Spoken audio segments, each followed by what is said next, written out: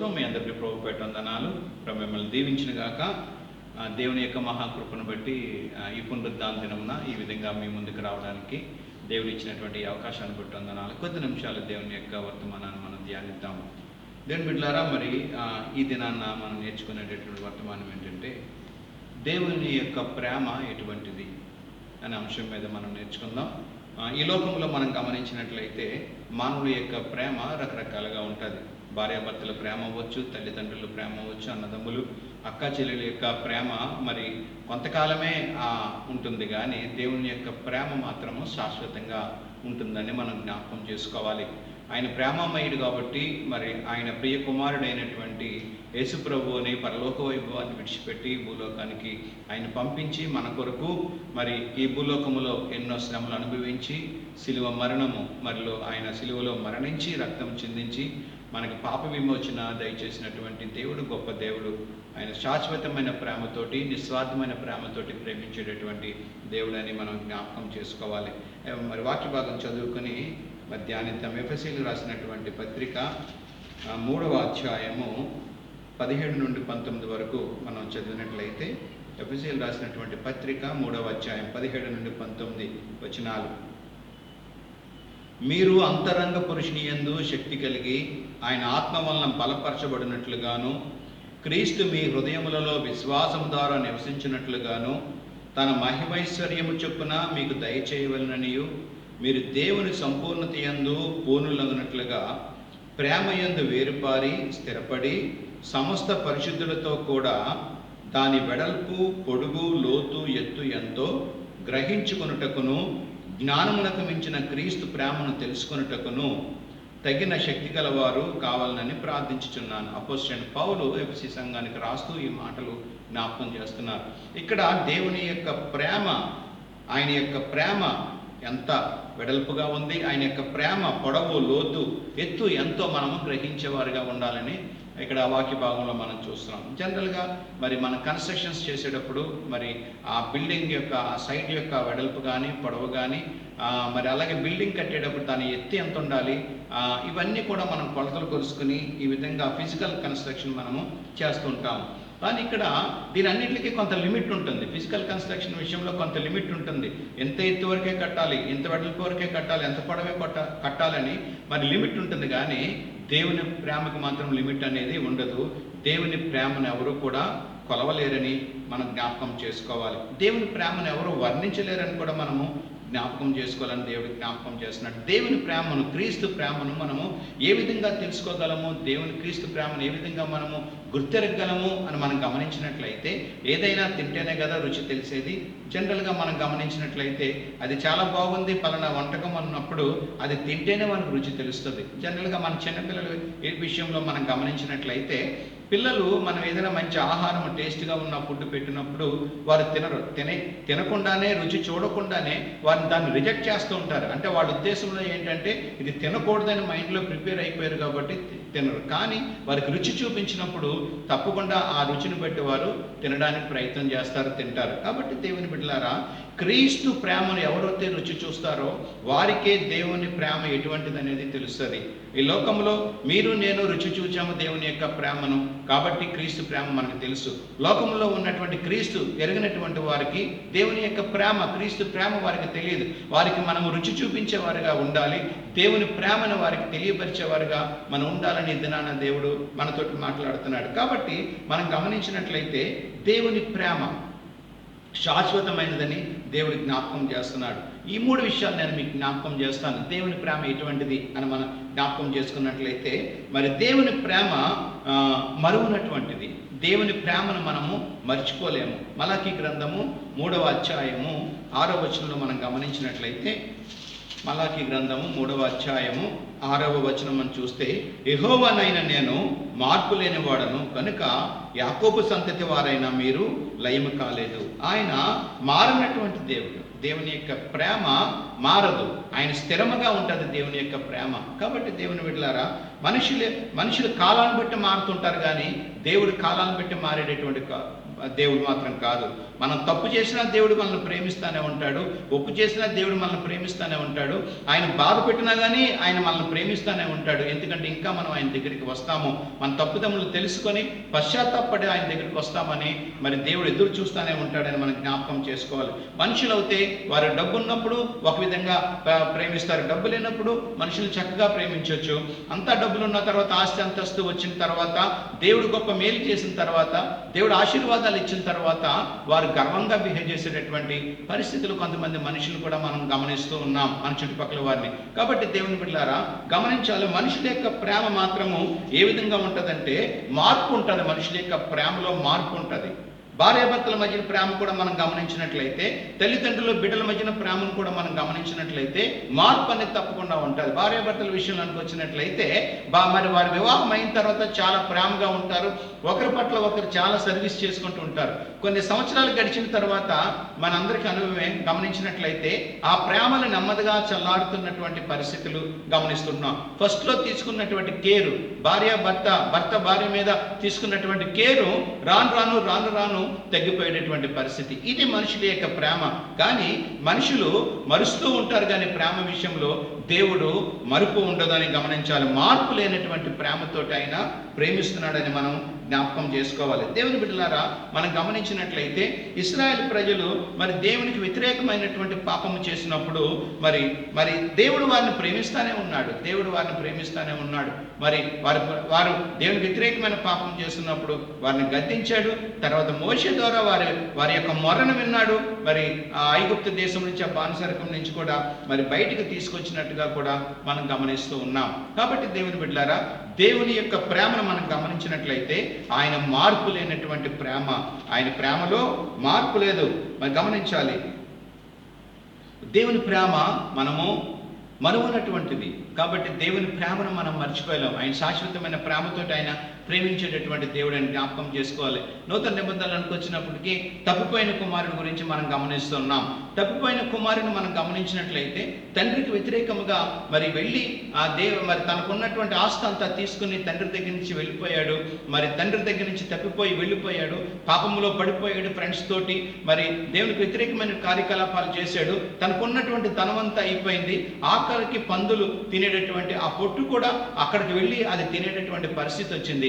అప్పుడు పశ్చాత్తాపడ్డాడు, తన తండ్రిని జ్ఞాపకం చేసుకున్నాడు. తండ్రిని జ్ఞాపకం చేసుకుని తను ఏమనుకుంటున్నాడంటే, నా తండ్రి దగ్గర చాలా మంది పనివారు ఉంటారు, ఆ పనివారిలో ఒక పనివాడిగా నేను జీవిస్తాను, నన్ను కుమారుడిగా స్వీకరించే అవసరం లేదు, కానీ ఒక పనివాడిగా నన్ను స్వీకరిస్తే చాలు అనుకుని మరి తండ్రి దగ్గరికి వస్తున్నప్పుడు మనకు తెలుసా వాక్య భాగము, మరి తండ్రి ఏం చేస్తున్నాడని అంటే, ఎప్పుడైతే కుమారుడు వస్తున్నాడో గబగబా ఎదురెళ్ళి కుమారుని హత్తుకున్నట్టుగా మనం గమనిస్తున్నాము.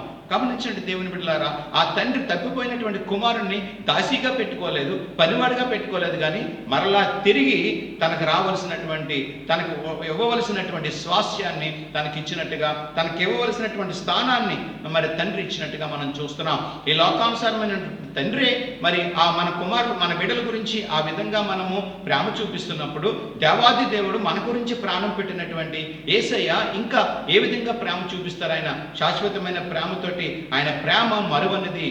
గమనించాలి దేవుని బిడ్డలారా. కాబట్టి దేవుని యొక్క ప్రేమ మరువనటువంటిది. కాబట్టి దేవుడు మన జీవితాల్లో చేసినటువంటి మేలులను మనం మర్చిపోయేవారుగా ఉండకూడదని దేవుడి జ్ఞాపకం చేస్తున్నాడు. చాలా మందికి మనం ఉపకారాలు చేయొచ్చు, చాలా మందికి మనం సహాయం చేయొచ్చు, కానీ వారు మనం చేసినటువంటి సహాయము, మనం చేసినటువంటి ఉపకారం వారు మర్చిపోయేటటువంటి పరిస్థితుల్లో కూడా చాలా మంది మనకు ఎదురవుతుంటారు. మనం అనుభవిస్తూ ఉన్నాము. చాలా సందర్భాల్లో మనం బాధపడుతూ ఉంటాం, నేను వారికి ఇంత సహాయం చేశాను కదా, కనీసం గ్రాటిట్యూడ్ లేదు, కృతజ్ఞత లేదు, వారు ఏ విధంగా బిహేవ్ చేస్తున్నారో అని మనం బాధపడుతూ ఉంటాం. గమనించండి దేవుని బిడ్డలారా, దేవుడు మన పట్ల చూపిస్తున్న ప్రేమ, దేవుడు మన జీవితంలో చేస్తున్నటువంటి మేలులు, ఆ విధంగా కృతజ్ఞత కలిగి మనం జీవించగలుగుతున్నామా? దేవుడు ఆ విధంగా మనం బాధపడినట్టుగానే ఆయన బాధపడినట్లయితే ఈ భూలోకంలో మనం జీవించగలమా? ప్రియ సహోదరి సహోదరుడా, ఈ ఉదయకాల సమయన దేవుడు మాట్లాడుతున్నాడు. ఆయన ప్రేమ మరువనటువంటిది. ఆయన ప్రేమలో మార్పు అనేది ఉండదు. ఈ భూలోకంలో మనుషుల యొక్క ప్రేమలో మార్పులు జరుగుతుంటే, అవసరాన్ని బట్టి మార్పులు జరుగుతుంటాయి, కానీ ఆయన మరువనటువంటి దేవుడు. ఆయన ప్రేమలో మార్పు లేదని నేను జ్ఞాపకం చేస్తున్నాను. రెండవదిగా మనం గమనించినట్లయితే యెషయా గ్రంథము 49వ అధ్యాయము యెషయా గ్రంథము 49వ అధ్యాయము 15వ వచనం.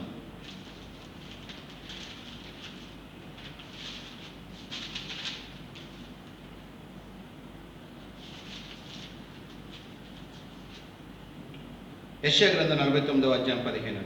స్త్రీ తన గర్భమున పుట్టిన బిడ్డను కరుణింపకుండా తన చంటి పిల్లను మరిచిన వారైనా మరుచుదురు కానీ నేను నిన్ను మరువను. మొట్టమొదటిగా మనం నేర్చుకున్నది ఏంటని మనం గమనించినట్లయితే ఆయన మారని ప్రేమతోటి మరి మనకి జ్ఞాపకం చేశాడు. రెండోది మారని ప్రేమతోటి దేవుడు మనల్ని ఆ విషయాలు జ్ఞాపకం చేశాడు.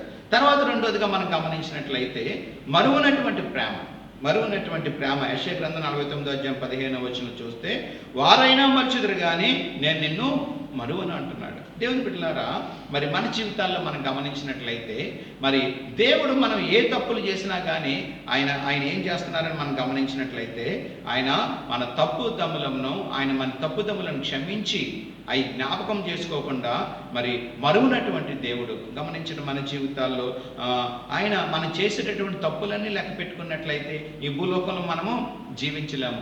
జనరల్గా ఎవరైనా మన తరపుని లేదా మన విషయంలో ఎవరైనా బాధ పెట్టినట్లయితే జీవితాంతం గుర్తు పెట్టుకుంటూ ఉంటాం. పలానా వ్యక్తి ఇలా చేసాడు, నా జీవితంలో నన్ను బాధ పెట్టాడని మనం అనుకుంటూ ఉంటాం. దేవుడు కూడా ఆ విధంగా అనుకున్నట్లయితే మరి ఏంటి మన పరిస్థితి? దేవుని బిడ్డలారా, దేవుని యొక్క స్వభావాన్ని మనం గమనించుకోవాలి.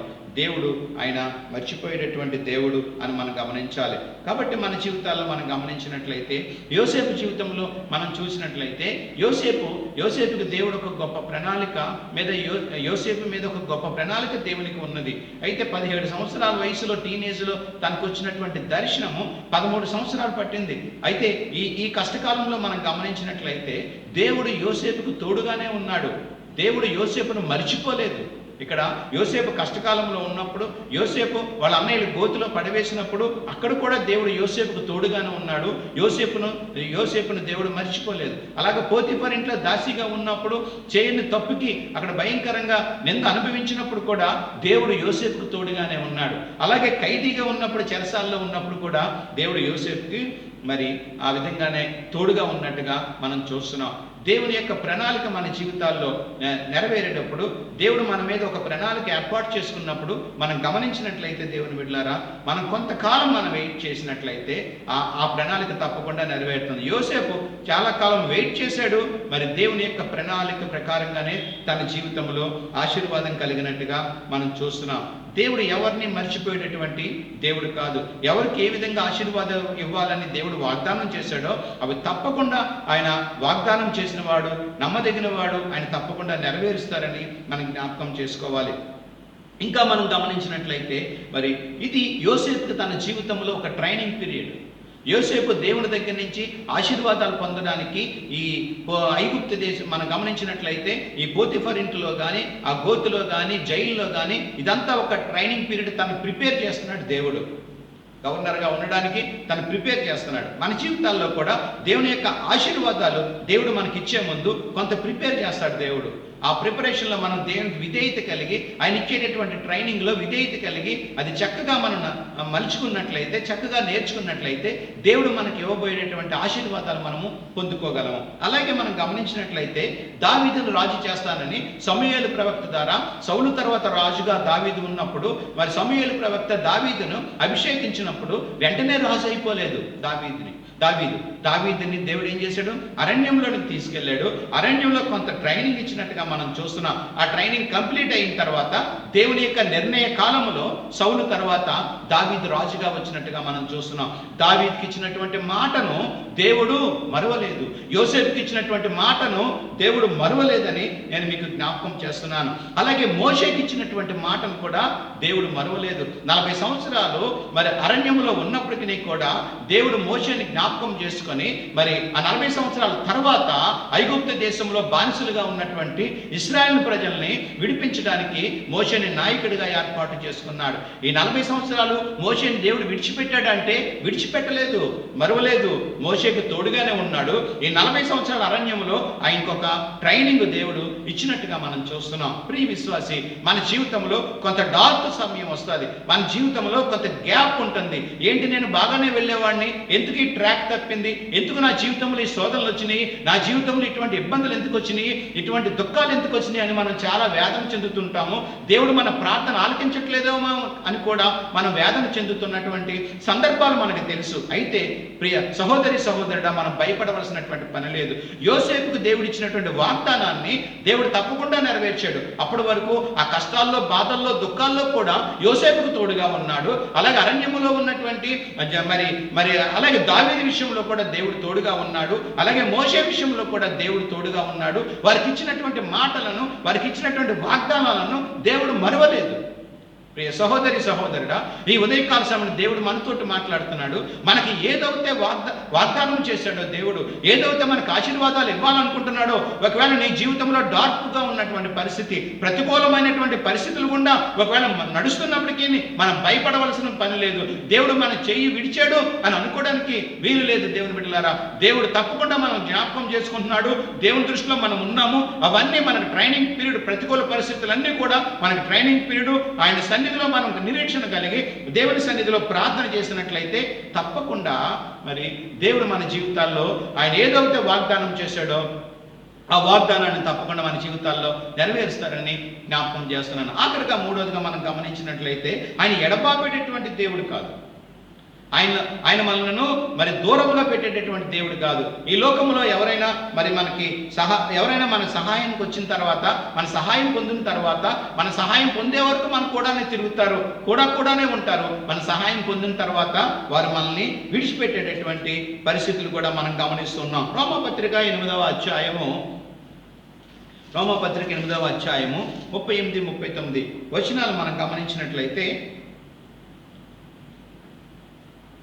రోమపత్రిక 8వ అధ్యాయము 38-39 వచనాలు మనం గమనించాం. మరణమైనను, జీవమైనను, దేవదూతలైనను, ప్రధానులైనను, ఉన్నవి అయినను, రాబోవునవి అయినను, అధికారులైనను, ఎత్తైనను, లోతైనను, సృష్టింపబడిన మరి ఏదైనను మన ప్రభు అయిన క్రీస్తు యేసునందలి దేవుని ప్రేమ నుండి మనలను ఎడబాప నేరవని రూఢిగా నమ్ముచున్నాను. దేవునికి స్తోత్రం, హల్లెలూయా.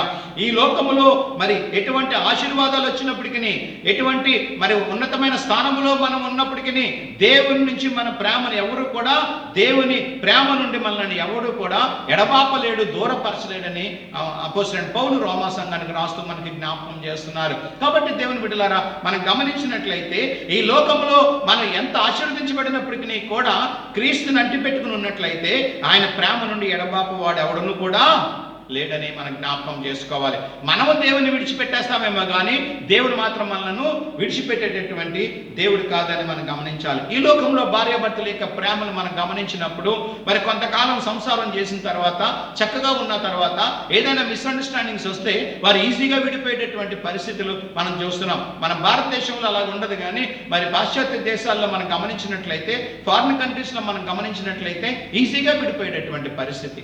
వాళ్ళిద్దరూ కలిసి వెళ్తారు కోర్టుకి, కలిసే వెళ్తారు, అక్కడ విడాకులు తీసుకుంటారు, మళ్ళా కలిసి వారు ఒకే కారులో ప్రయాణం చేసి ఎవరి గృహాలకు వారు వెళ్ళేటటువంటి పరిస్థితి.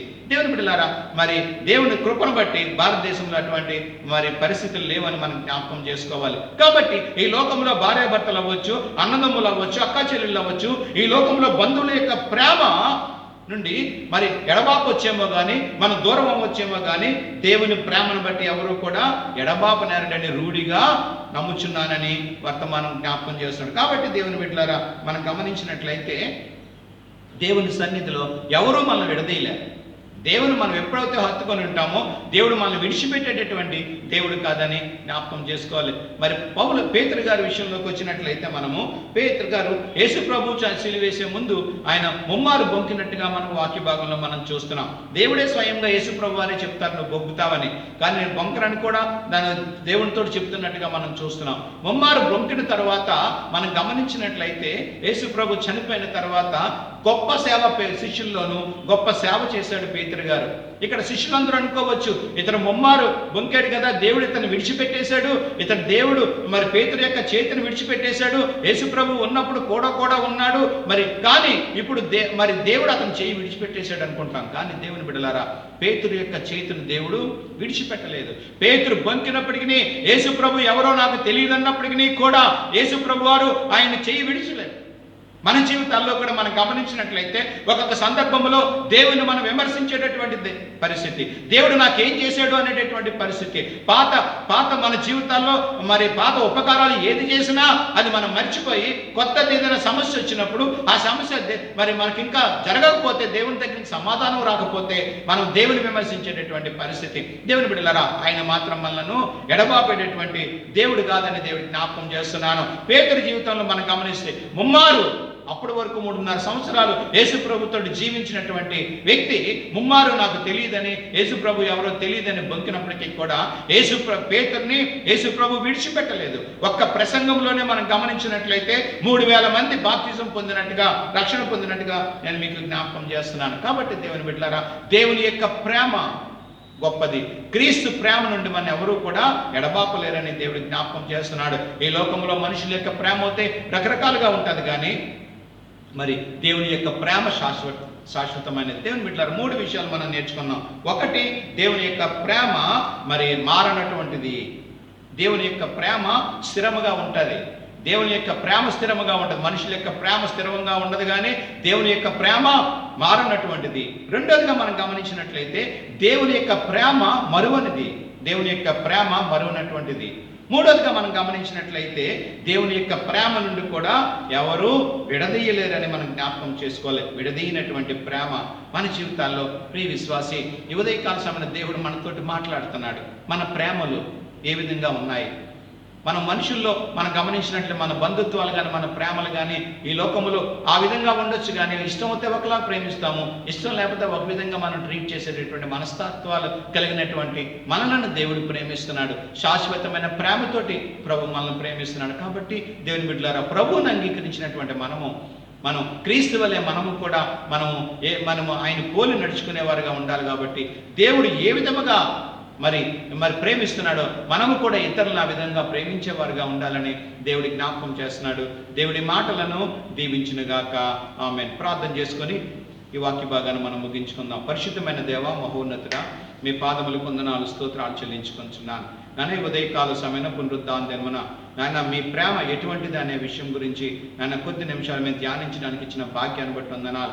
నాయన మీ ప్రేమ మరువనటువంటిది ప్రభువా, మార్పు లేనటువంటి ప్రేమ నా తండ్రి. మీ ప్రేమ నాయన ఎడబాపదు ప్రభువా, నాయన విడవనటువంటి ప్రేమ నా తండ్రి. మీకు వందనాలు. మా ప్రేమలు అయితే టెంపరీ ప్రేమలు నా తండ్రి. మీ ప్రేమలు నాయన శాశ్వతమైన ప్రేమతో మీరు మమ్మల్ని ప్రేమిస్తున్నారు నా ప్రభువా.